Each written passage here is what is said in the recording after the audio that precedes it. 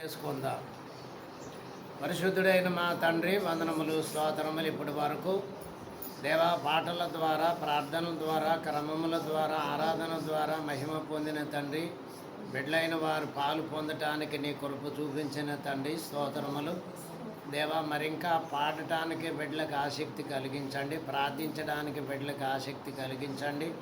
దేవా, నీ సన్నిధిలో ఎప్పుడు కనబడుతున్నా, ఎప్పుడు మరి దేవా నీ యొక్క ద్వారములు ఎప్పుడు చూతున్నా అని జీవము కలిగిన దేవుని యొక్క మందిరానికి వెలుటకు జీవి నాలో కేకవేశానని భక్తుడు దేవా మరి తన హృదయంలో ఉన్న తలంపులను బయటకు తెచ్చుకొని ధ్యానం చేసినట్లు దేవా నీ కృపా బిడ్డలకు హెచ్చుగా అనుగ్రహించండి, దీవించండి. కొద్ది సమయం వాక్యము ద్వారా మీరు మాట్లాడి మమ్మలను బిడ్డలను బలపరచమని యేసు నామమును అడిగి వేడుకొనుచున్నాం పరమ తండ్రి, ఆమేన్. కూర్చుందాం. చిన్న వాక్యం చదువుదాం. రాజులు 2వ గ్రంథము 2వ అధ్యాయము 9వ వచనం. రాజులు 2వ గ్రంథము 2వ అధ్యాయము 9వ వచనం.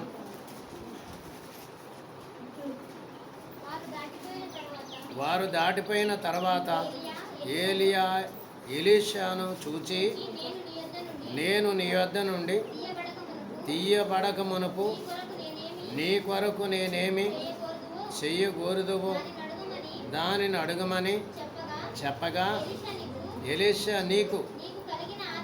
నీకు కలిగిన ఆత్మలో 2 పాళ్ళు నా మీదికి వచ్చినట్లు దయచేయమనెను.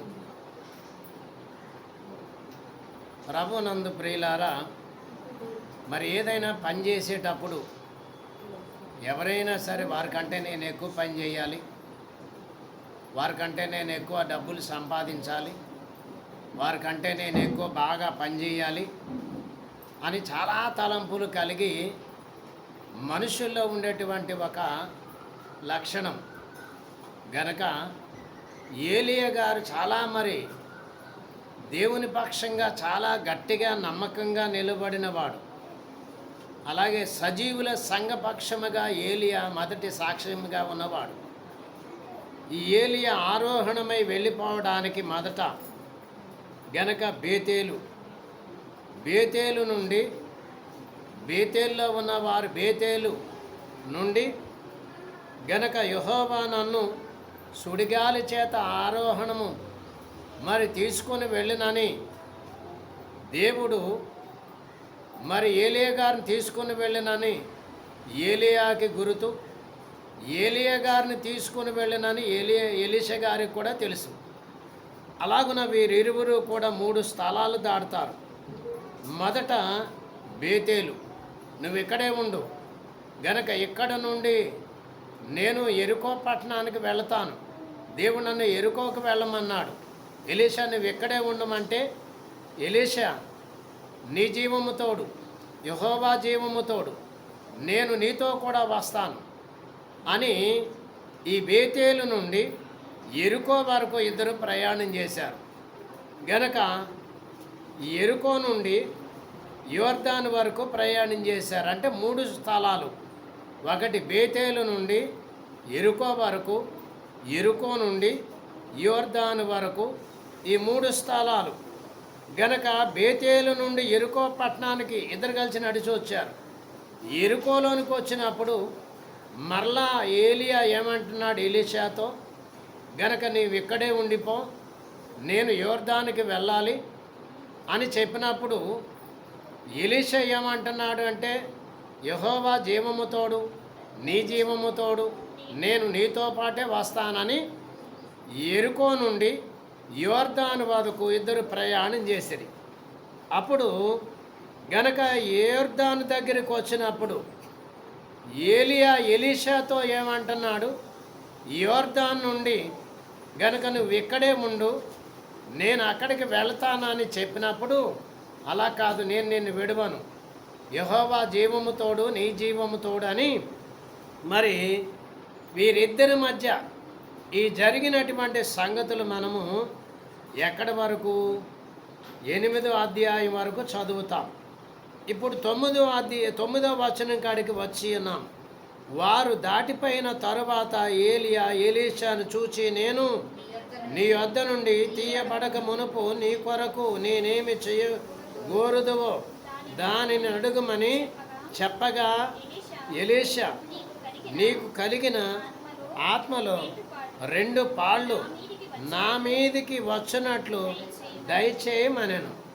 కాబట్టి మరి ఎలీషా అడగవలసింది ఏంటి అంటే, గనక వెళ్ళిపోతున్నాడు గురువుగారు, గనక నాకు ఈ పక్కనున్న సంఘమియ్యి, లేక ఆ పక్కనున్న సంఘమియ్యి, లేక పలాని వారిని నాకు అప్పచెప్పు, నేను సేవ చేసుకుంటూ బ్రతుకుతాను అని అడగాలి.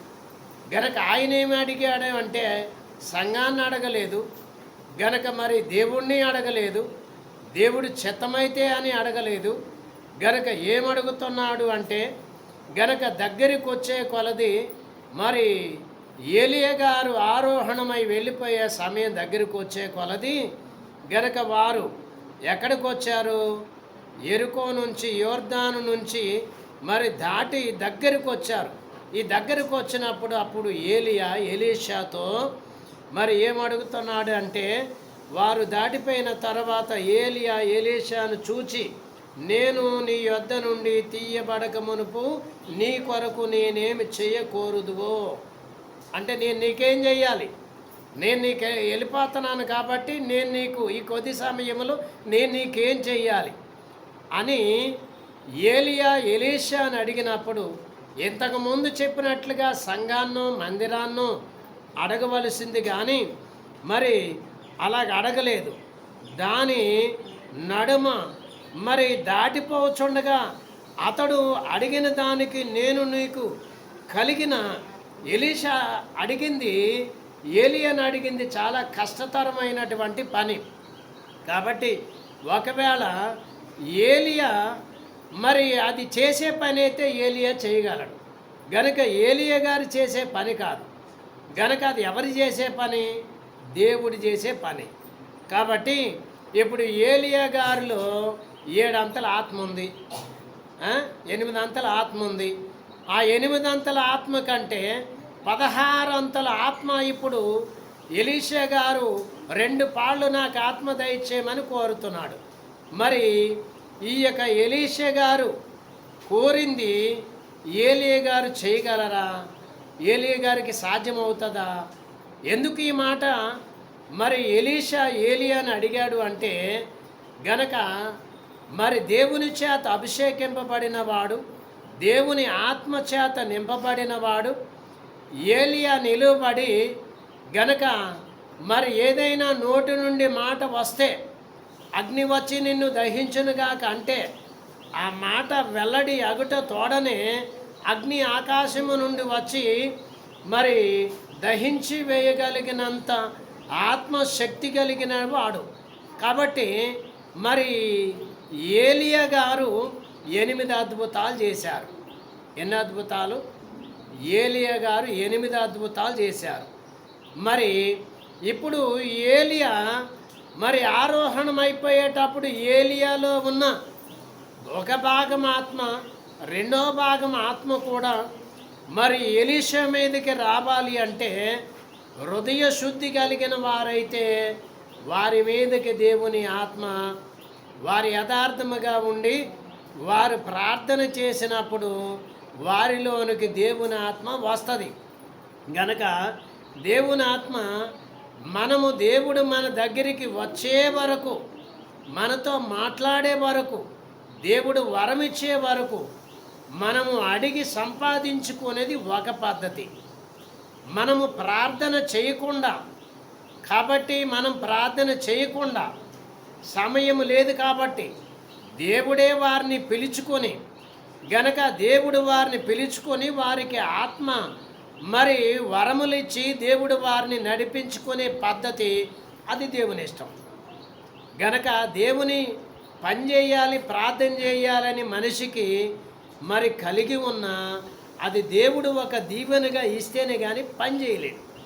అలాగే మరి ఏలియా గారు చేసినటువంటి గొప్ప కార్యాలు, ఏలియా గారు చేసినటువంటి ప్రార్థనలు, ఏలియా గారు చేసినటువంటి మరి గొప్ప అద్భుతాలు దగ్గరుండి చూశాడు. ఎవరు? ఎలీషా గారు. గనక ఇప్పుడు ఎలీషా గారు పరమునకి ఆరోహణమై వెళ్ళిపోతారు, ఇంకెప్పుడు కనిపించరు. కాబట్టి నేను నీకేం చేయాలి? చివరిగా నువ్వేం కోరుకుంటావు? నా తరపు నుంచి నేను నీకేం చేయాలని కోరుకుంటావు? ఒకవేళ వెళ్ళిపోయేటప్పుడు ఏమైనా కోరుకుంటే అది ఏలియా చేయగలడా? చెప్పండి. బస్సు ఎక్కేటప్పుడు ఎవరైనా మరి నాకు ఏదైనా పని చెప్తే ఆ పని ఆ బస్సు ఎక్కడం మానేసి పని వచ్చి పని చేసి పెట్టగలడా? చేయలేడు. కాబట్టి ఏలియా ఏదైనా ఇంకొకటి అడిగితే అది చేయటానికి సమయం లేదు. కాబట్టి ఏలియా గారిని ఏమడిగాడంటే, ఏలియా ఏం కావాలి అడుగు, నీకోసం నేనేం చేయాలని అడిగినప్పుడు ఆయన సంఘాన్ని అడగలేదు, విశ్వాసాన్ని అడగలేదు. గనుక నేను మరి గొప్పగా జీవించాలి, అలాంటి వరములు నాకు దయచేసి దేవుడి దగ్గరికి వెళ్ళి అలా ప్రార్థన చేయని అనలేదు. కానీ మరి ఏమడిగాడంటే, నీలో ఉన్న నీకంటే 2 పాళ్ళు ఆత్మ నాకు కావాలి, అది జరగాలి అని ఎలీషా ఏలియాను అడిగాడు. గనక ఇది కష్టము. పరిశుద్ధ ఆత్మ దేవుడు ఎవరికి ఇవ్వాలో వారికి ఇస్తాడు. పరిశుద్ధ ఆత్మ దేవుడు ఎవరికి కొమ్మరించాలో వారు కొమ్మరిస్తాడు. గనక ఇలాగ నేను ఇస్తాను తీసుకో అంటానికి అది ఏమైనా వస్తువా? నేను ఇస్తాను తీసుకో, గనక నేను ఇస్తాను అనుభవించడానికి అది ఏమైనా వస్తువు కాదు. చాలా శక్తితో కూడుకొని ఉన్నది. ఇప్పుడు సంఖ్యాకాండము 11వ అధ్యాయము, సంఖ్యాకాండము 11వ అధ్యాయము 17వ వచనం. ఈ 17వ వచనం చదువుదాం. సంఖ్యాకాండము 11వ అధ్యాయము 17వ వచనములో, నేను దిగి అక్కడ నీతో మాట్లాడేదను, మరియు నీ మీద వచ్చిన ఆత్మలో పాలు వారి మీద ఉంచెదను. ఈ జనుల భారమును నీవు ఒంటిగా మోయకుండునట్లు వారు దానిలోనొక పాలు నీతో కూడా భరింపవలెను. కాబట్టి మరి ఆత్మ రావాలి అంటే ఎందుకు ఆత్మ రావాలి? గనక ఒక మందిరములో పనిచేయాలి, గనక పరిచర్య చేయాలి. అలా పరిచర్య చేయాలంటే, ఆ పనిలో భాగస్తులు కావాలంటే దేవుడు ఏం చేయాలి? ఒక్కొక్కరిని ఒక పాత్రగా వాడుకోవాలి, ఒక్కొక్కరిని ఒక పనిముట్టుగా వాడుకోవాలి. గనక అలా పనిముట్టుగా వాడుకోవాలంటే మనం సొంతంగా ప్రయత్నం చేసి దేవా నన్ను పనిముట్టుగా వాడుకో అంటే అది కొంతవరకే అర్థమవుతుంది, సాధ్యపడదు. కానీ మరి ఆ పనిముట్టుగా వాడబడాలంటే మధ్యలో దేవుని యొక్క చిత్తం ఉండాలి.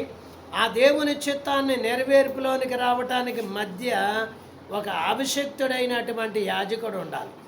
ఆ దేవునికి మధ్య ఇప్పుడు ఎవరున్నారంటే మోషే ఉన్నాడు.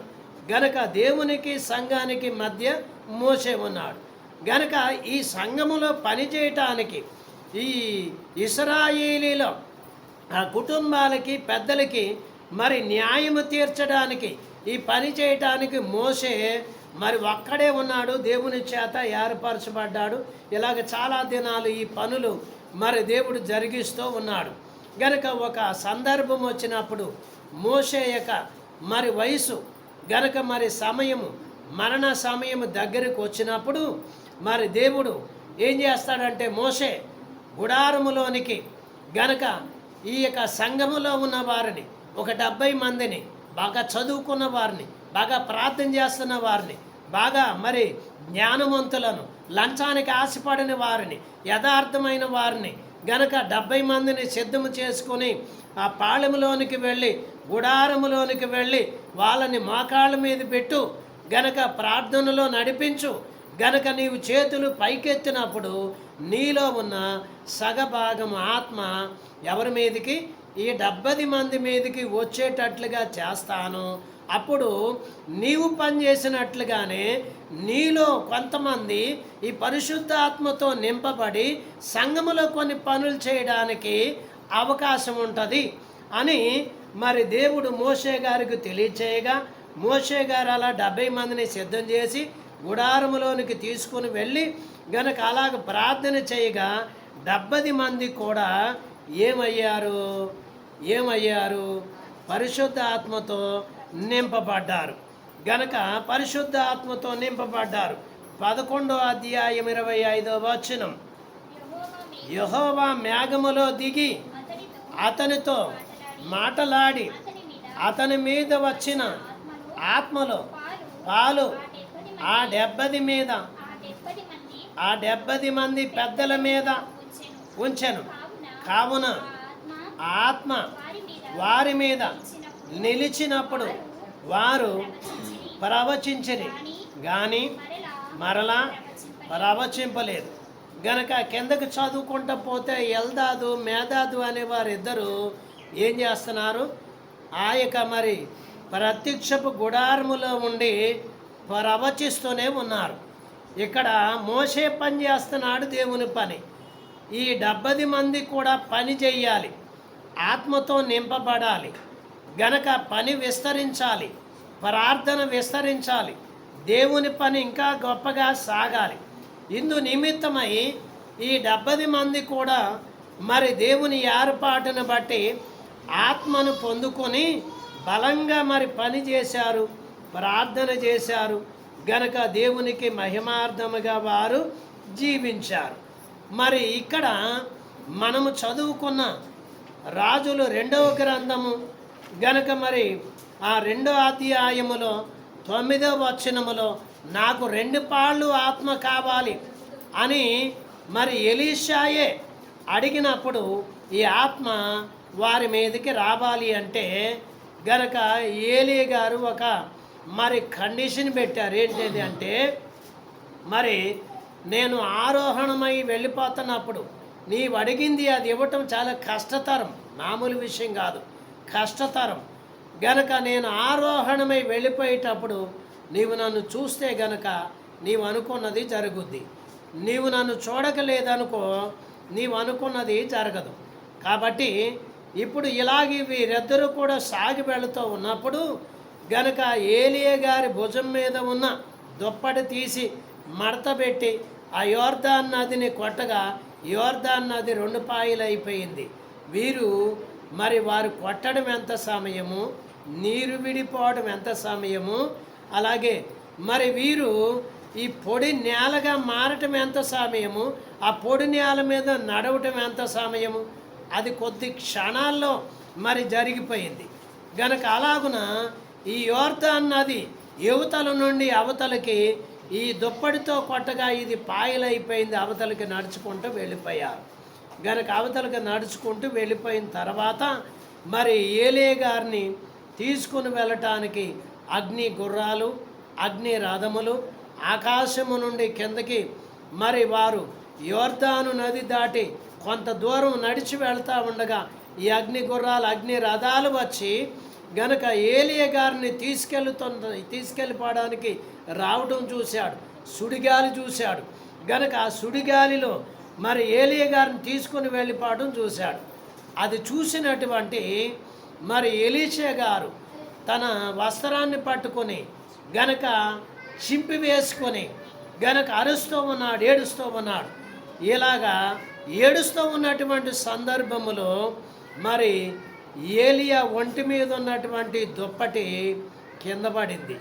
ఈ కింద పడగా ఆ దుప్పటిని తీసుకుని ఎలీషా ఏం చేస్తున్నాడు, మరలా ఏం చేస్తున్నాడంటే మడత పెట్టి గనక మా గురువుగారు వెళ్ళిపోయారు ప్రభువా, గనక ఆనవాలుగా నాకు ఈ దుప్పటి ఇచ్చావు అని సంకటి పెట్టుకొని ఆ సముద్రములో యోర్దాన్ నదిలో ఈదుకుంటూ రావటానికి ప్రయత్నం చేయలేదు.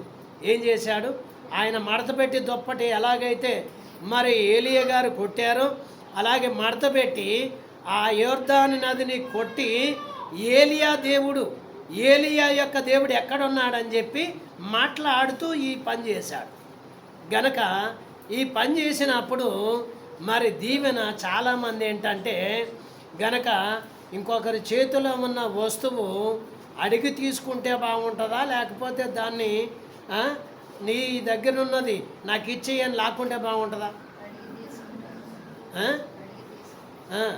అడిగి తీసుకునే లక్షణం మనిషి లక్షణం. అడగకుండా లాక్కుని తీసుకుంటున్నాం అనుకో, దాన్ని ఏమంటారు చెప్పండి? దౌర్జన్యం.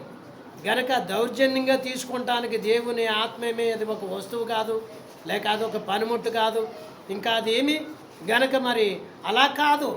కాబట్టి ఇక్కడ ఏలియా యొక్క దేవుడు ఎక్కడున్నాడని మడతపెట్టి కొట్టినప్పుడు గనక ఆ ఏలియా దేవుడు ఏం చేశాడంటే ఆ క్రియారూపంగా నెరవేరిందా లేదా అనటానికి మరలా యోర్దాన్ నది ఏమైంది? ఇటు అటు ఇడిపోయింది. ఇక్కడ యోర్దాన్ నదికి చాలా మరి ఒక ప్రత్యేకమైనటువంటి సంగతి ఉంది. ఏంటి అంటే మరి మన పితరులైనటువంటి వారు కానాను దేశములో నుండి యొక్క ఐగుప్తు దేశానికి వెళ్ళి 450 సంవత్సరాలు అక్కడ శ్రమలు పొంది దేవుడు గనక వారు ప్రార్థన చేయగా విని వారిని విడిపించడానికి దిగి వచ్చి విడిపించాడు. గొప్ప అద్భుతాలు చేసి ఐగుప్తు దేశం నుండి పాలస్తీనా దేశానికి నడిపిస్తున్నటువంటి దినములలో నడిపించాడు. గనక నడిపించిన తర్వాత ఈ సరిహద్దుల్లోకి వచ్చేసరికి మోషే మరి ద్వితీయోపదేశ కాండం చివరి అధ్యాయంలోకి వచ్చేసరికి ఆయన దేవుడి దగ్గరికి వెళ్ళిపోయాడు. ఇక మిగిలింది యెహోషువ మిగిలాడు. యెహోషువతో దేవుడు అంటున్నాడు, నువ్వు ధైర్యంగా ఉండు, నేను నీకు తోడుగా ఉంటాను. గనక మోషేకు తోడుగా ఉన్నట్లు నేను నీకు తోడుగా ఉంటానని అలాగే దేవుడు ధైర్యం చెప్పాడు. అలాగే ఇశ్రాయేలు పెద్దలు కూడా మేము నీకు అండగా ఉంటామని యెహోషువకు మరి మాటలు చెప్పగా అలా నిలుచున్నాడు. అలా నిలిచినప్పుడు యెహోషువ ఈ దేశాన్ని మరి పంచుకోవడానికి ఆ దేశంలోకి వెళ్ళినప్పుడు చీట్లు వేసి పంచుకోవడానికి కొంతమందికి యోర్దాన్ అవతల వచ్చింది, కొంతమందికి యోర్దాన్కి యువతల వచ్చింది.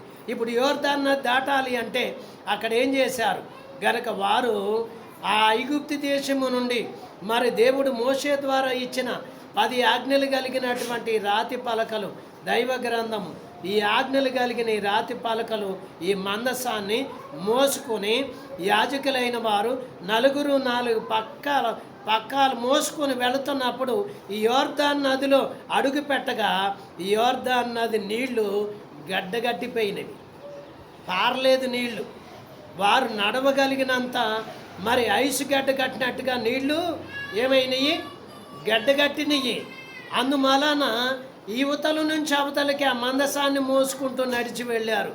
గనక ఇది నడుచుకుంటూ వెళ్ళిన తర్వాత మరలా నీరు ప్రారంభమైన తర్వాత ఒక పెద్ద రాళ్ళు, కొన్ని రాళ్ళు గుట్ట తీసుకొచ్చి ఈ సందర్భమున మా యాజకులైన వారు ఈ ధర్మశాస్త్రము ఈ మందసాన్ని మోసుకుంటూ వెళ్ళినప్పుడు ఈ దినమున ఈ తారీఖున ఈ యోర్దాన్ నది నీళ్లు గడ్డగట్టినవి అని గుర్తు చేసుకోవడానికి ఈ 12 గోత్రాల వారు 12 రాళ్ళు తీసుకొచ్చి ఒక గుట్ట పెట్టారు. అక్కడ ఒక చరిత్ర యోర్దాన్ నదికి ఉంది. ఇది ఒక చరిత్ర. రెండవ చరిత్ర ఏంటి గనక నయమాను కుష్ఠరోగి, ఈ కుష్ఠరోగి అయినటువంటి నయమాను మరి మా దేశములో గనక ఇశ్రాయేల్ దేశం మీదకి యుద్ధానికి వెళ్ళి ఒక చిన్న బాలికను తన ఇంట్లో మరి పరిచర్య చేయించుకోవడానికి తీసుకుని వెళితే గనక ఆ బాలిక మా దేశంలో ఉన్న ప్రవక్త దగ్గర నా ఏలినవాడు ఉండవలసింది అని చెప్పినప్పుడు గనక మరి అతడు ఆ నయమాను ఇశ్రాయేలు దేశానికి వచ్చాడు. వచ్చినప్పుడు మరి ఎలీషా లోపల ఇంట్లో ఉంటాడు. ఇంట్లో ఉన్నటువంటి ఎలీషా నయమాను వచ్చినప్పుడు ఈ యొక్క ఎలీషా పనివాడైన గెహాజీ వచ్చి నయమాను వచ్చాడని చెబితే ముఖం చూడకుండా మనిషిని చూడకుండా ఏం చెప్తాడంటే పోయి యోర్దాన్ నదిలో 7 సార్లు స్నానం చేయమని చెప్తాడు. అమ్మా పోయి యోర్దాన్ నదిలో 7 సార్లు స్నానం చేయమని చెప్తాడు. అలాగున చిరాకు పడినా కోపం తెచ్చుకున్నా ఆ పనివాడు పెద్ద పనేం కాదయ్యా, వెళ్ళి మునిగితే ఒకసారి చూస్తే బాగుంటుంది కదా అని ఆ పనివాడు చెప్పగా యోర్దాన్ నదిలోనికి వెళ్ళాడు. 7 సార్లు మునిగాడు. తనలో ఉన్న కుష్ఠరోగాన్ని పోగొట్టుకున్నాడు. కొంత ఇశ్రాయేల్ దేశంలో ఉన్న మట్టిని గాడిద మీద తీసుకొని తన దేశానికి వెళ్ళిపోయాడు. ఇది రెండవది. మూడవది ఏంటి అని అంటే ఇప్పుడు ఏలియా ఈ దుప్పటి తీసుకొని కొడితే 2 భాగాలు అయిపోయింది. గనుక ఈ 2 భాగాలు అయిపోయిన ఆయన వెళ్ళిపోయిన తర్వాత ఎలీషా కూడా అలాగే కొట్టాడు. ఇప్పుడు ఈ యొక్క యోర్దాన్ నది 2 భాగాలు అయిపోయింది. అవతలికి వెళ్ళిన ఆయన యువతలకు నడుచుకుంటూ వచ్చేసాడు. ఇది మూడవ భాగం. 4వ భాగం ఏంటి? స్థానికుడైనటువంటి యోహాను గారు ఈ యోర్దాను ఒడ్డున అరణ్యములో కేకలు వేస్తూ, నాకంటే ఒకడు గొప్పవాడు వస్తాడు, ఆయన చెప్పులు విప్పడానికైనా నాకు శక్తి లేదు, కాబట్టి ఆయన గొప్పవాడు అని కేకలు పెడుతూ ఆ యోర్దాన్ నదిలో వచ్చిన వారందరికీ, పాపక్షమాపణ పొందిన వారందరికీ కూడా బాప్తీసం ఇచ్చాడు. ఇది 4వది. 5వది ఏంటి? మరి ప్రాంతంలో ఉన్నవారు బాప్తీసం పొందుతుండగా యేసు ప్రభు వారు వచ్చి ఆ యోర్దాన్ నదిలో బాప్తీసము తీసుకున్నాడు. అమ్మా, ఈ 5 అంశాలు తీసుకున్నాడు.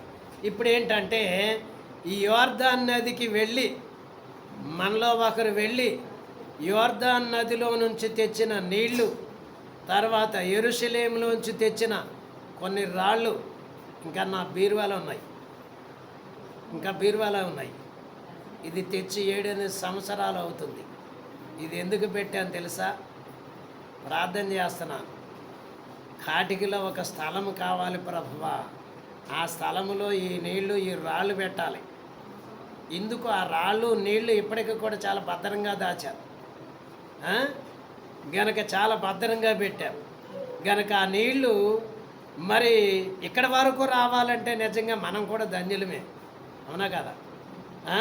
మనం కూడా ధన్యులమే. కాబట్టి యేసుక్రీస్తు ప్రభువారు కూడా ఆ యోర్దాన్ నదిలో బాప్తీసం పొందారు. కాబట్టి ఈ యోర్దాన్ నదికి ఉన్నటువంటి ప్రతిష్టత, శ్రేష్టత ఏంటి అంటే ఇలాంటిది. గనక ఇప్పుడు ఈ యోర్దాన్ నదికి జరిగిన సంగతులన్నీ మనం విన్నాం. గనక ఇప్పుడు ఎలీషా గారు మరి ఆయన కోరుకున్నట్టుగా ఆత్మ వచ్చిందా, గనక వస్తుందా, పని చేశాడా అంటే, మిగతా సందర్భాల్లో గ్రంథం చదువుకుంటూ పోతే ఆయన కూడా మరి ఏలియా గారి కంటే 8 అద్భుతాలు ఎగస్ట్రా చేశాడు. సరే, ఇప్పుడు గనక మరి మనం చదువుకున్నటువంటి వాక్య భాగము, దేవుడు మోషే గారికి మోషేలో ఉన్న సగభాగం ఆత్మ ఆ 70 మంది మీదకి పంపిస్తానన్నాడు. ఇప్పుడు ఏలియా గారిలో ఉన్న సగభాగం ఆత్మ ఎలీషా గారి మీదకి రావాలి. అది దేవుని చిత్తము. ద్వితీయోపదేశ కాండము 21వ అధ్యాయము 17వ వచనం. ద్వితీయోపదేశ కాండము 21వ అధ్యాయము 17వ వచనం.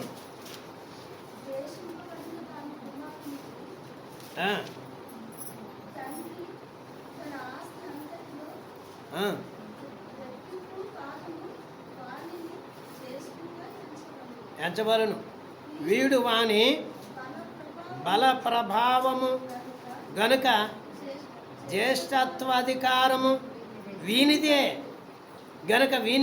ఎవరిది అంటే గనక చాలామంది మరి కుటుంబంలో పుట్టిన నా జ్యేష్ఠ కుమారుడు, నా జ్యేష్ఠ కుమార్తె అని అనుకునవచ్చు. గనక జ్యేష్ఠ కుమారుడు పుడితే నా బలం నా కుమారుడే, నా బలము నా కుడి జబ్బ, నా చెయ్య, నాకు శక్తి అంతా నా కుమారుడే. కాబట్టి తనకున్నటువంటి అంతటిలో కూడా, ఈ ఆస్తి అంతటిలో కూడా గనక మరి తన కుమారునికే హక్కు అంతా కూడా. ఇక్కడేంటి హక్కు అని అంటే, గనక పరిశుద్ధాత్మలో కూడా మరి మనమందరము కూడా జ్యేష్ఠుల సంఖ్యలోనికి వస్తే, గనక జ్యేష్ఠుల యొక్క సంఖ్యలోనికి ఏర్పడితే మనము ఈ జ్యేష్ఠత్వ హక్కును పొందుకొనటానికి అవకాశము దొరుకుతుంది. రెట్టింపు భాగము వానికి ఇచ్చును. రెట్టింపు భాగం అంటే మరి మనము వాక్యములో చదువుతాం.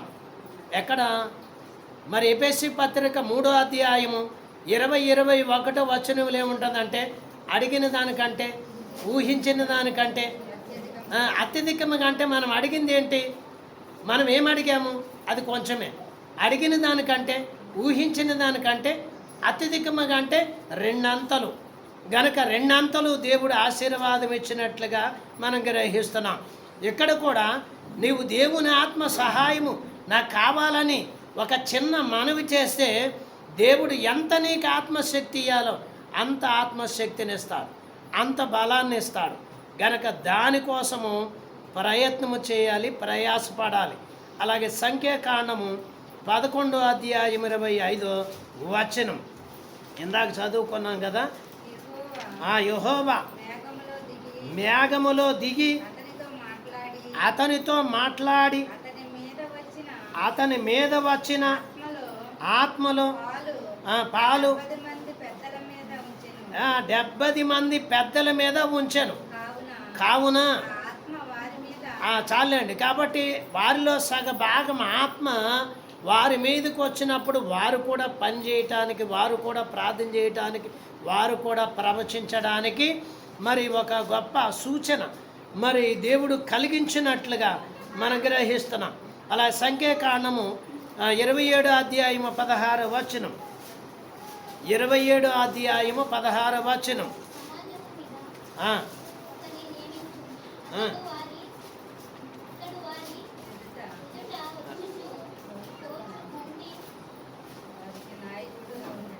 అతడు వారి ఎదుట వచ్చుచు పోవచు నుండి వారికి నాయకుడిగా ఉండుటకు సమర్థుడై ఉండవలెను. అందుకు యెహోవా మోషేతో ఇట్లనను, నూను కుమారుడైన యెహోషువ ఆత్మను పొందినవాడు నీవు అతని తీసుకొని అతని మీద నీ చెయ్యి ఉంచి యాజకుడగు ఎలియాజరు ఎదుటను సర్వ సమాజము ఎదుటను అతను నిలువబెట్టి వారు కనుల ఎదుట అతనికి ఆజ్ఞ ఇమ్ము. ఇక్కడ నుంచి 23వ వచనం వరకు చదువుకుంటూ పోతే మోషేకు దేవుడు ఏం చెప్పాడు గనక మోషే వచ్చి యెహోషువకు ఏం చెబుతున్నాడు గనక యెహోషువ మరి ఆత్మతో నింపబడిన వాడు గనక ఈ పని మీద అతన్ని ఏర్పాటు చేయడానికి నువ్వేం చేయాలా? పనికి ఆరంభానికి ఏం చేయాలా? నీ 2 చేతులు యెహోషువ మీద ఉంచుము. గనక ఉంచుతూ ఈ మాటలు మాట్లాడినప్పుడు ఈ పరిపూర్ణమైనటువంటి ఆత్మశక్తితో నింపబడి అతడు సంఘాన్ని నడిపించగలడు. గనక తనకు తాను నడవగలడు, ఇతరులకు కూడా దేవుని గూర్చి చెప్పగలడు. గనక ఇతరులని శత్రువులను కూడా ఎదిరించడానికి శక్తిమంతుడిగా ఉండగలడు. ఇవన్నీ అతనికి రావాలి. ఇవన్నీ అతనికి గనక తెలియచేయటానికి దేవుడు మోషేను మధ్యపెట్టి మోషే మీద తన కృప నుంచి ఆ కృపావరములో వచ్చిన వరాలని మరి యెహోషువ మీద కూడా వచ్చేటట్లు చేశాడు. గనక మనం చాలా గ్రహించాలి, మనం చాలా అనుభవంలోనికి తెచ్చుకోవాలి. ద్వితీయోపదేశ కాండము 34వ అధ్యాయము, ద్వితీయోపదేశ కాండం 34వ అధ్యాయము 9వ వచనము. గనక 9వ వచనములో చూస్తే మోషే తన చేతులను నూను కుమారుడైన యెహోషువ మీద ఉంచి ఉండెను. గనుక అతడు జ్ఞానాత్మ పూర్ణుడాయను. కాబట్టి ఇశ్రాయేలీలు అతని మాట విని యెహోవా మోషేకు ఆజ్ఞాపించినట్లు చేశారు. గనక ఈ చివర మోషే గారు మరణ దినములు దగ్గరకు వచ్చినాయి. కాబట్టి ఈ మరి మొదటి నుంచి బాగా దగ్గరగా ఉన్నవాడు యెహోషువ. కాబట్టి మరి ఆ మాట దేవుడు కూడా తెలియచేశాడు. కాబట్టి మరి యెహోషువను దగ్గరికి పిలిచి మోషే గారు ఆ చనిపోతున్నప్పుడు 2 చేతులు కూడా తన మీద ఉంచి గనక మరి తన జీవితాన్ని ముగింపు, అలాగే మరి ఆ యెహోషువ జీవితములో జరగవలసిన సంగతులన్నీ మరి మాట్లాడుతూ దీవిస్తూ జ్ఞానాత్మ పూర్ణుడయ్యాడు. ఇలా చేతులుంచినప్పుడు ఎవరు? యెహోషువ జ్ఞానాత్మ పూర్ణుడయ్యాడు. గనక బైబిల్ చదవాలంటే ఏం కావాలి? దేవుని ఆత్మశక్తి కావాలి. బైబిల్ చదవాలంటే గనక పాటలు పాడాలంటే కూడా ఏం కావాలి? దేవుని శక్తి కావాలి. అలాగే ప్రార్థన చేయాలంటే కూడా ఏం కావాలి? గనక అందుకే మరి ఆత్మ సావాసం లేదు కనుక కొంతమంది ప్రార్థన చేయట్లేదు. అమ్మా, మీలో కొంతమంది ప్రార్థన చేయట్లేదు. ప్రశ్న వేసుకోండి. గనక దేవుడు నన్ను వాడుకుంటాడా? నేను ప్రార్థన చేయగలను. దేవుడు చేతులను వాడబడతావా? నువ్వు ప్రార్థన చేయగలవు. నువ్వు ప్రార్థన చేయట్లేదు అంటే దేవుడు వాడుకోవడానికి ప్రయత్నం చేసినా నువ్వేం చేయట్లేదు, ఏం చేయట్లేదు. కొంతమంది ఏం చేస్తారంటే ప్రార్థనకి దేవుడు ప్రార్థన చేయించుకుంటే ప్రార్థనకి వెళితే ఏదో ఒకటేస్తాడు, బ్రతకటానికి, తినటానికి, ఉండటానికి, జీవించడానికి. ఈ వసతుల కోసమే దేవుడి దగ్గరికి వస్తారు. కానీ నేను కూడా దేవుడి యొక్క పనిలో ఏదో ఒక పని చేయాలని ఆశ కలిగి వచ్చిన వారికి చదువు లేకపోయినా చదివిస్తాడు, ప్రార్థన రాకపోయినా ప్రార్థన చేయడానికి దేవుడు ఏమిస్తాడు? జ్ఞానాత్మనిస్తాడు. అలా జ్ఞానాత్మ కలిగి ఉంటే, కలిగి ఉండటానికి ఇష్టపడితే ప్రార్థన చేయటానికి ఇష్టపూర్వకంగా ఉండగలం. సరే, ఇప్పుడు రాజులు, మొదటి రాజుల గ్రంథం 3వ అధ్యాయము 9వ వచనం. 3వ అధ్యాయము 9వ వచనం. రాజుల మొదటి గ్రంథము 3వ అధ్యాయము 9వ వచనం. ఇంత గొప్పదైన నీ జనమునకు న్యాయము తీర్చగలవాడు ఎవడు? కాబట్టి నేను మంచి చెడ్డలు వివేచించి నీ జనులకు న్యాయము తీర్చున్నట్లు నీ దాసుడనైనా నాకు వివేకము గల హృదయము దయచేయమని. ఏం కావాలంట? వివేకము కలిగిన హృదయం. వివేకము గనక మనకి తింటం ఎలాగో వివేకం ఉంది, పడుకోవడానికి వివేకం ఉంది, పని చేసుకోవడానికి వివేకం ఉంది.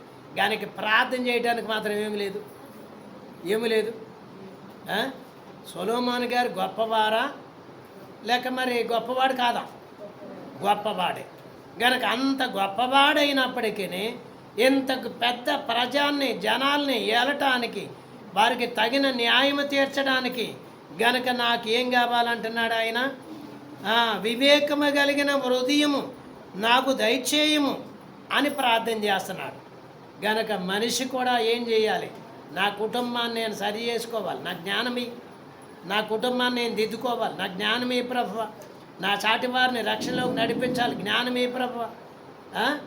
గనక నాతో పాటు నశించిపోతున్నారు, జ్ఞానమీ ప్రభువా అని ప్రార్థన చేయగలిగిన మనస్తత్వం ఉంటే ఆ వివేకము కలిగిన హృదయం దేవుడిస్తాడు. గనక కొంతమందికి మారు మనసు లేకపోతే వివేకం ఉండదు. కొంతమందికి వాక్యం చదివినా కానీ కొంతమందికి వివేకం ఉండదు. గనక కొంతమంది ప్రార్థన చేసిన తర్వాత వివేకం అంటే ఏంటి, కొంతమంది వాక్యం చదివిన తర్వాత వివేకం అంటే ఏంటి గనక బాగుగా అర్థం చేసుకొని ఎక్కడ మాట్లాడాలో అక్కడ మాట్లాడతారు, ఎప్పుడు మాట్లాడకూడదు అక్కడ మాట్లాడరు. దానిని ఏమంటారు చెప్పండి? వివేకం. గనక వివేకులైన వారు చాలా జాగ్రత్తగా మాట్లాడతారు. గనక వివేకం లేని వారు ఏం చేస్తారు? ఎప్పుడు పడితే అప్పుడు, ఎలా పడితే అప్పుడు వాగుతూనే ఉంటారన్నమాట.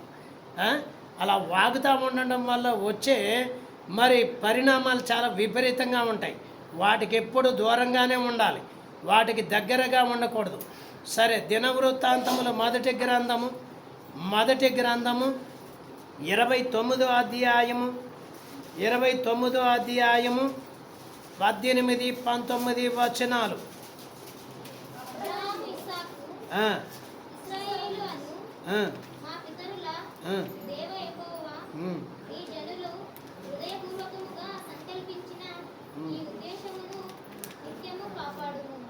ఎవరి ఉద్దేశం అంట? ఎవరి ఉద్దేశము? పితరుల యొక్క ఉద్దేశము. గనక 18వ వచనం, అబ్రహాము, ఇస్సాకు, ఇశ్రాయేలు అను మా పితరుల దేవ యెహోవా నీ జనులు హృదయపూర్వకముగా సంకల్పించిన ఈ ఉద్దేశమును నిత్యము కాపాడము. వారి హృదయమును నీకు అనుకూలపరచుము. నా కుమారుడైన సొలొమోను నీ ఆజ్ఞలను, నీ శాసనములను, నీ కట్టడలను గైకొనుచు వాటన్నిటిని అనుసరించున్నట్లును నేను కట్టతలంచిన ఈ ఆలయమును కట్టించున్నట్లును అతనికి నిర్దోషమైన హృదయము దయచేయం. ఏం కావాలి దేవుడి పని చేయాలంటే? ఏం కావాలి? నిర్దోషమైన హృదయం కావాలి. ప్రార్థన చేయాలంటే ఏం కావాలి? నిర్దోషమైన హృదయం కావాలి. గనక పని చేయాలంటే నిర్దోషంగా ఉండాలి. గనక సొలొమోను మరి ఈ తత్వం కలిగిన వాడు గనుకనే ప్రపంచంలో ఎవరికి లేని జ్ఞానము, ఎవరికి లేని జ్ఞానశక్తి దేవుడు ఈ యొక్క సొలొమోను గారికి ఇచ్చాడు. ఇది ఆత్మ ద్వారా కలిగినటువంటి జ్ఞానము. గనక పరిశుద్ధ ఆత్మ ద్వారా కలిగినటువంటి జ్ఞానం. రెండవ దినవృత్తాంతముల గ్రంథము మొదటి అధ్యాయము 9-10 వచనాలు. దేవా యెహోవా, నీవు నా తండ్రి అయిన చేసిన వాగ్దానమును ఏం చేయమంటున్నాడు ఆయన? నా తండ్రి అయిన దావీదునకు నువ్వేం చేశావు గనక నువ్వేం చెప్పావు దానిని నువ్వు స్థిరపరచు, దాన్ని నీవు బాగా వృద్ధి చెయ్యి అని దేవుని ఎదుట సొలొమోను గారు కూడా ఏం చేస్తున్నారంటే ఆ వృద్ధి చేయటమే కాకుండా దేవుని జ్ఞానమును, దేవుని శక్తిని అడుగుతూ ఉన్నట్లు మనం గ్రహిస్తున్నాం. కాబట్టి దేవా యెహోవా, నీవు నా తండ్రి అయిన దావీదునకు చేసిన వాగ్దానమును స్థిరపరచము. నేల ధూళి అంత విస్తారమైన జనుల మీద నీవు నన్ను రాజుగా నియమించి ఉన్నావు. ఈ నీ గొప్ప జనమునకు న్యాయము తీర్చే శక్తి గలవాడెవడు? నేను ఈ జనుల మధ్యను ఉండి కార్యములను చక్కపెట్టునట్లు తగిన జ్ఞానమును, తెలివిని నాకు దయచేయము.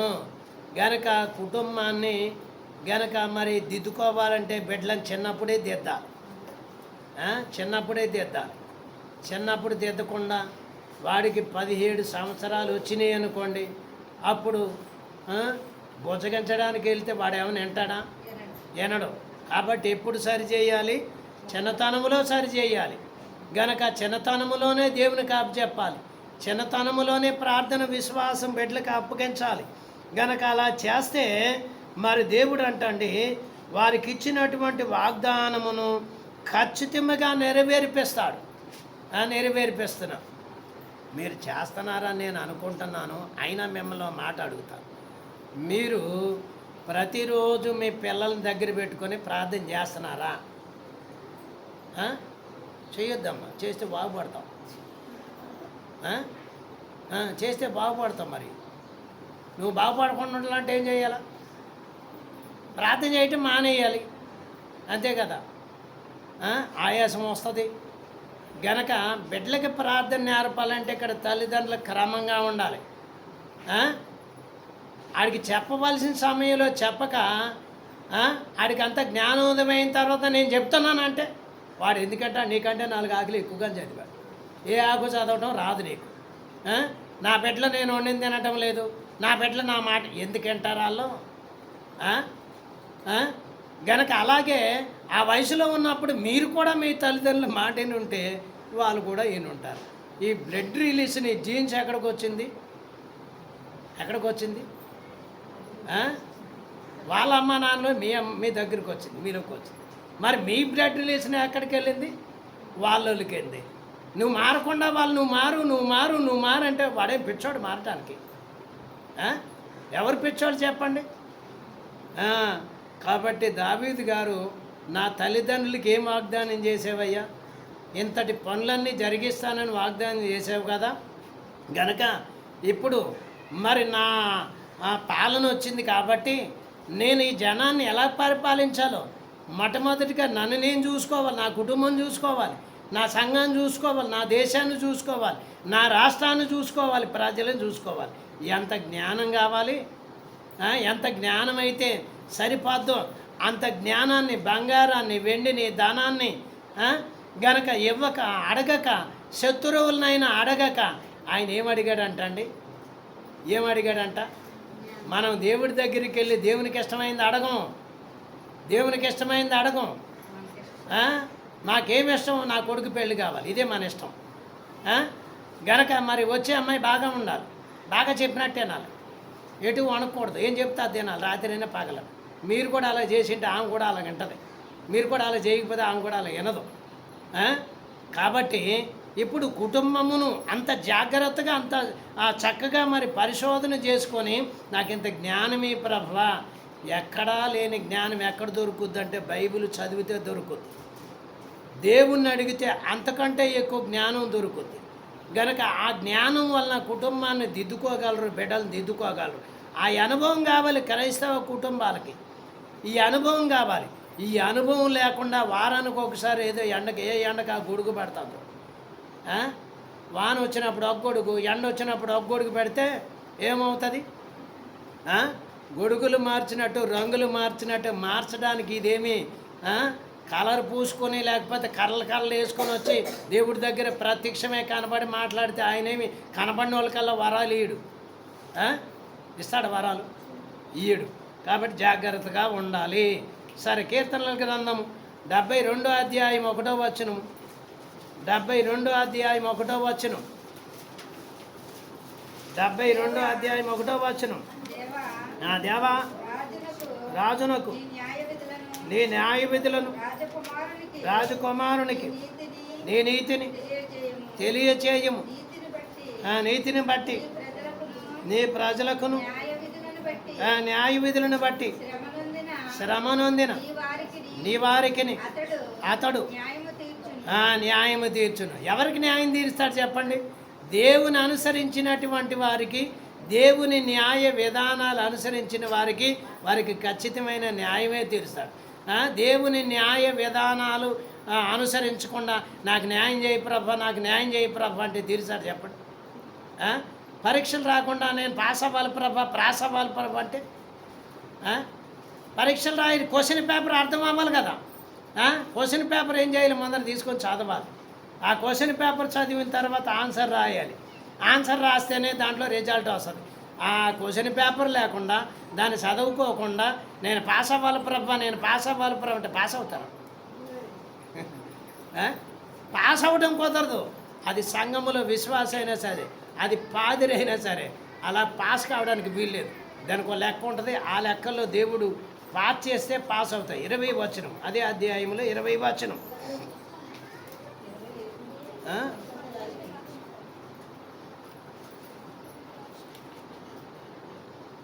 12వ వచనం చూడం.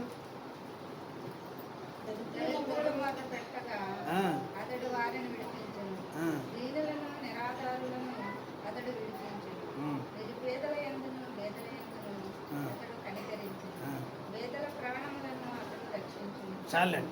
కాబట్టి 2వ వచనంలో ఏముంటుంది అంటే 2-3 వచనాల్లో గనక దేవుడు 3-4 వచనాల్లో పేదలను, పెద్దవారిని, గొప్పవారికి అందరికీ కూడా సమానముగా తీర్పు తీర్చే ఉద్దేశము కలిగిన వాడై ఉంటాం. ఈ భావం కలిగిన వారు ఎప్పుడూ కూడా ఒకేలాగా మాట్లాడతారు. అయిన వాళ్ళకి ఆకుల్లో, కానోళ్ళకి కంచాల్లో పెట్టే లక్షణాలు ఉంటాయి చూడ. అందుకే దేవుడు ఏమన్నా నువ్వేం ఎత్తుతావు అదే కోస్తావు అన్నాడు. నువ్వేం మాట్లాడతావు అదే నీకు వచ్చేది, గనక వేరేదేమి రాదు, జాగ్రత్తగా ఉండాలని దేవుడు తెలియజేశాడు. అలాగే మరి జకరియా గ్రంథము 9వ అధ్యాయం 12వ వచనం. జకరియా గ్రంథము 9వ అధ్యాయం 12వ వచనం.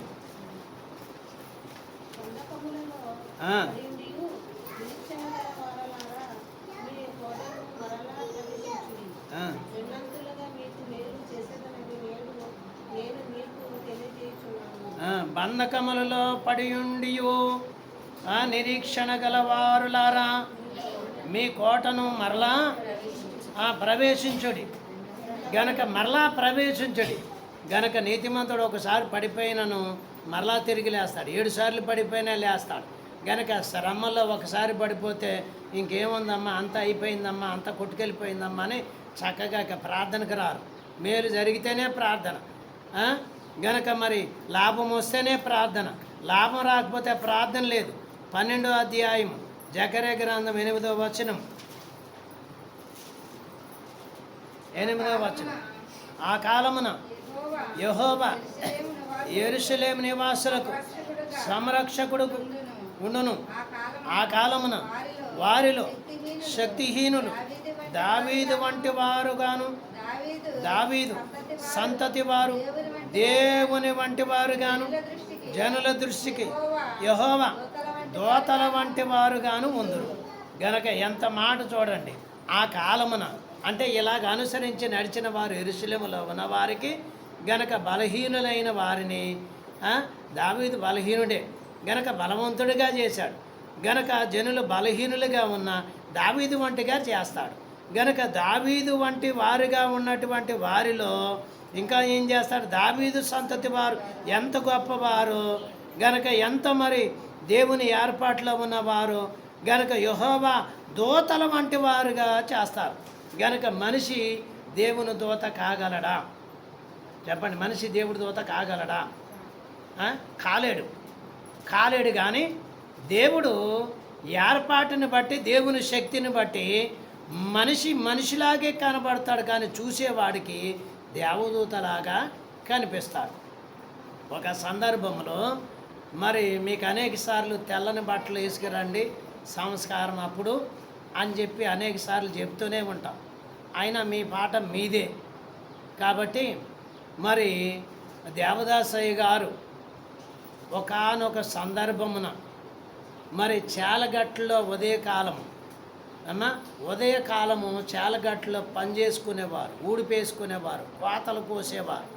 వారు గుంపులుగా పనిచేస్తున్నప్పుడు దేవదాసయ్య గారు చక్కగా తెల్లని బట్టలు వేసుకొని ఒక కండువా ఒకటి వేసుకొని ఆ పొలాల గట్ల మీద నడిచి వెళ్తుంటే ఆ నాట్లు వేసే వాళ్ళందరూ ఎవరో దేవదూత దిగి వచ్చి గట్ల మీద నడిచి వెళ్తున్నారని చెప్పుకున్నారంట. దేవదాసయ్య గారి జీవిత చరిత్ర పుస్తకంలో రాసి ఉంటుంది ఆ పొలాల గట్లో ఆ గట్ల మీద నడిచేటప్పుడు దేవదాసయ్య గారు నడిచి వెళ్తుంటే దేవదూత నడిచి వెళ్తున్నారని చెప్పుకున్నారంట. దేవదాసయ్య ఎవరు? దేవుని చేత అభిషేకింపబడిన వాడు గనక చూసేవారికి ఎలా కనిపించాడు? ఆయన చూసేవారికి ఎలా కనిపించాడు? దేవదూతలా కనిపించాడు. గనక నువ్వు చూస్తే మనిషిలాగే చూస్తే మనిషిలాగే ఉంటుంది. గనక దేవదూత గనక అనుకుంటే దేవదూతే మరి నీకు కనబడినట్లుగా ఉంటుంది. మలాకీ గ్రంథములో గనక మరి ఏమై ఉంటారు అంటే సేవకులు 2వ అధ్యాయము మరి 7వ వచనములో ఒక సంగతి ఉంటుంది. యాజకులు సైన్యములకు అధిపతియగు యెహోవా దూతలు గనుక జనులు వారి నోట మాట ధర్మశాస్త్ర విధులను నేర్చుకుందురు, వారు జ్ఞానమును బట్టి బోధింపబలెను. గనక దేవుడు ఏం చేశాడంటే ఒక వ్యక్తిని తీసుకొచ్చాడు, నేర్పించాడు, సేవకుడిగా చేశాడు, గనక అభిషేకించిన తర్వాత గనక ఆ అభిషేకించినటువంటి వ్యక్తి దేవునికి ఏమై ఉన్నాడంట? సేవకుడు. గనక సంఘానికి ఏమై ఉన్నాడు? దేవదూత.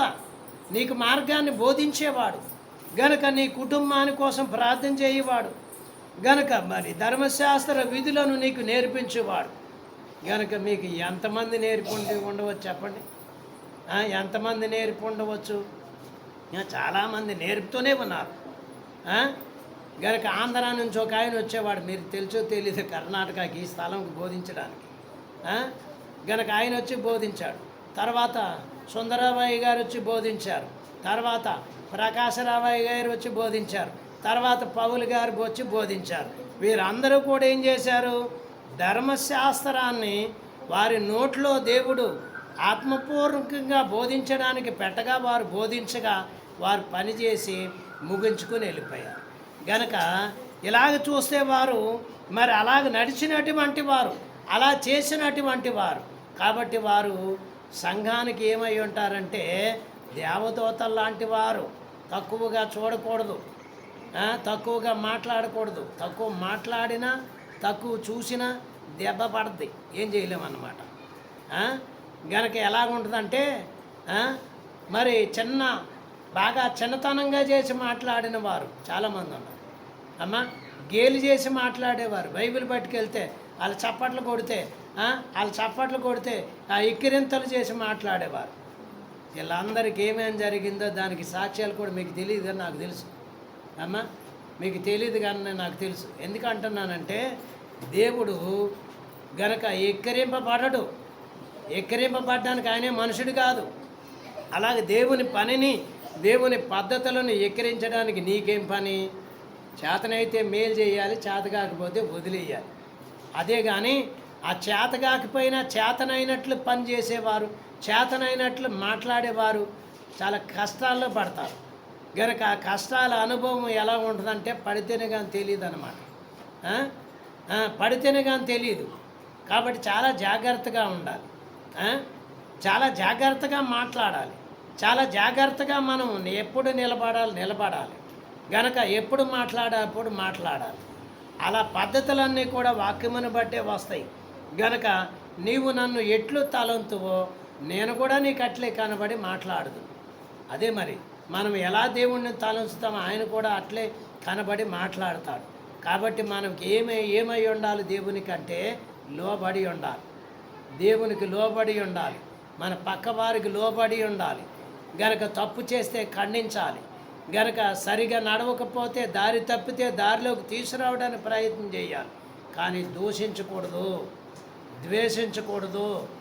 ఒకవేళ గనక నిరపరాధిని దూషిస్తే ఒక సందర్భంలో నీవు కూడా దూషింపబడతావు. గనక నీవు ద్వేషిస్తే గనక నీవు కూడా ద్వేషింపబడతావు. అది దేవునికి ఇష్టం లేదు. గనక జాగ్రత్తగా ఉండాలి, ఆత్మపూర్ణులై ఉండాలి. దేవుడి దగ్గర మనం అడగాల్సింది అడగాలి.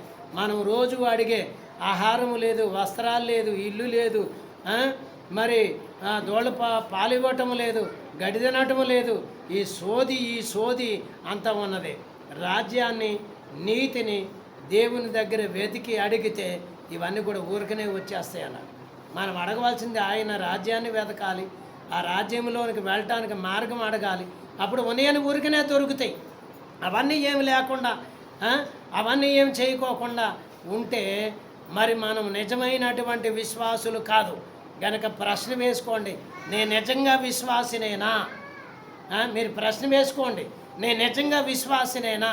విశ్వాస అయితే నేను ఎలాగుంటున్నాను? విశ్వాస అయితే నేను ఎలాగుండాలి? విశ్వాసి కాకపోతే నేను ఎలాగున్నాను? బాగా ప్రశ్న వేసుకుంటే మీ హృదయాలకి మీకే అర్థమవుతుంది. కాబట్టి దేవుడు మరి ఆరోహణమై వెళ్ళిపోతున్నటువంటి ఏలియా గారి నుంచి ఏం కావాలని కోరుకుంటే, నాకు దేవుడు పని చేయటానికి ఆత్మ కావాలి, నాకు దేవుడు సేవ చేయడానికి ఆత్మ కావాలి, ఎక్కువ ప్రార్థన చేయడానికి నాకు ఆత్మ కావాలని అడగండి, ప్రార్థన చేయండి. అట్టి ధన్యత ప్రభు మీకు అనుగ్రహించును గాక. పరిశుద్ధుడైన మా తండ్రి, వందనములు, స్తోత్రములు. ప్రభువా నాయనా, నీ పరిశుద్ధమైనటువంటి నామమును బట్టి మేము నిన్ను స్తుతిస్తూ గణపరుస్తూ, దేవా నాయనా, మేము అడగవలసిన వాటివి అడగట్లేదు, అడగకూడని వాటిని అడుగు దేవా. మరి నాయనా పొందుకోవలసినవి నాయనా పొందుకోలేకపోతున్నాం దేవా. నాయనా సెలవిచ్చినట్లుగా నాయనా ఏది మేలో ఏది మంచిదో మేము అడిగిన దానికంటే నాయనా మాకు ఆశీర్వాదకరముగా ఉండేవి దేవా. నీకు తెలుసును గనక వాటిని అందుకునేటట్లు మమ్ములను బిడ్డలందరిని దీవించి ఆశీర్వాదించి వర్ధిల్లు చేయమని యేసు నామమున వేడుకొనుచున్నాము పరమ తండ్రి. ఆమేన్.